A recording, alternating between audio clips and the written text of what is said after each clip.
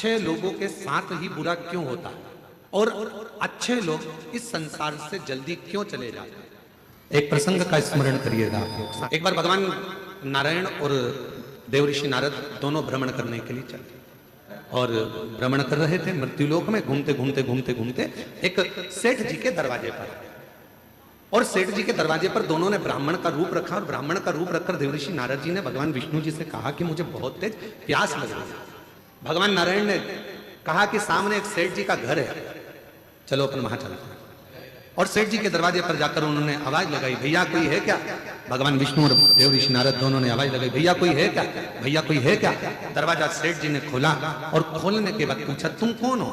तो देवऋषि नारद और भगवान नारायण दोनों कह दिए, भैया हम तो पथिक हैं, यहाँ भ्रमण करते करते यहाँ पहुंचे हैं, क्या आप पानी पिला सकते हो। और इतने में सेठ जी बाहर आए, दरवाजा खोलकर कहा, नौकर समझ रखा है क्या, तुम्हारे पिताजी छोड़कर गए हैं क्या यहाँ पर किसी को पानी पिलाने के लिए, चलो निकलो यहाँ से। पानी पीने आए और सेठ जी ने धक्का मार दिया और दोनों को बाहर निकाल दिया। देवऋषि नारद ने भगवान विष्णु से कहा, इसको धन का अहंकार बहुत ज्यादा, श्राप दे दो इसको कि पूरा बर्बाद हो जाए। इतने में भगवान विष्णु ने पलट कर दोनों हाथ ऊंचे कर कर कह दिया, भगवान करे तेरे घर में और लक्ष्मी बढ़ जाए, तेरे घर में और संपदा बढ़ जाए, तेरे घर में और धन बढ़ जाए। देवऋषि नारद को तो गुस्सा आ गया। नारद जी ने कहा, प्रभु कैसी बात करते हो, तुम्हें तो इसको श्राप देना चाहिए कि बर्बाद हो जाए, और तुमने उसको आशीर्वाद दे दिया कि उसके घर में और धन आ जाए। कितना बेकार व्यक्ति, उसको और तुम वर देकर जा रहे हो। नारद जी से भगवान ने कहा, चलो और आगे चलते। और आगे गए तो एक बूढ़ी माँ का झोपड़ा था। दरवाजा बजाया, माँ प्यास लग रही है, माँ बहुत तेज प्यास लग रही है, पानी पीना। बूढ़ी माँ ने दरवाजा खोला, आसन बिछाया, बिठाया, अंदर से पानी लाकर पिलाया, फिर गई गिलास में गरम गरम दूध लाकर दोनों को दे दिया और कहा, लो बाबा दोनों दूध पियो फिर जाओ। और दोनों दूध पीकर जाने लगे। देवऋषि नारद जी ने कहा, देखो कितनी अच्छी माँ है, पानी भी पिलाया, आसन भी दिया, दूध भी पिलाया, प्रभु इसको वर दे दो। भगवान विष्णु ने उसकी ओर देखा और उस बूढ़ी माँ को देखकर भगवान नारायण ने हाथ उठाकर कहा, जा तेरी जो गाय है वो मर जाए। अब तो नारद जी को बहुत क्रोध आया। नारद जी ने कहा, वो सेठ जी ने धक्का मारकर निकाला, उससे कहा कि तेरा धन बढ़ जाए, और वो बेचारी ने पानी पिलाया, दूध पिलाया, आसन लगाया, और तुम उससे कह रहे हो कि जिस गाय का दूध तुमने दूध पिया वो गाय ही मर जाए। भगवान नारायण नारद जी ने कहा कि मुझे तुम्हारा निर्णय अच्छा नहीं लगा, ये निर्णय मुझे स्वीकार नहीं है, मैं इस निर्णय से खुश नहीं हूं। तुमने ऐसा वर क्यों दे दिया और तुमने ऐसा श्राप क्यों दे दिया। उसने गलत क्या करा, वो तो अच्छी थी, व्यवहारिक थी, दूध भी पिलाया, पानी भी पिलाया, आसन भी लगाया, उसके बाद भी तुमने उसका बुरा कर दिया।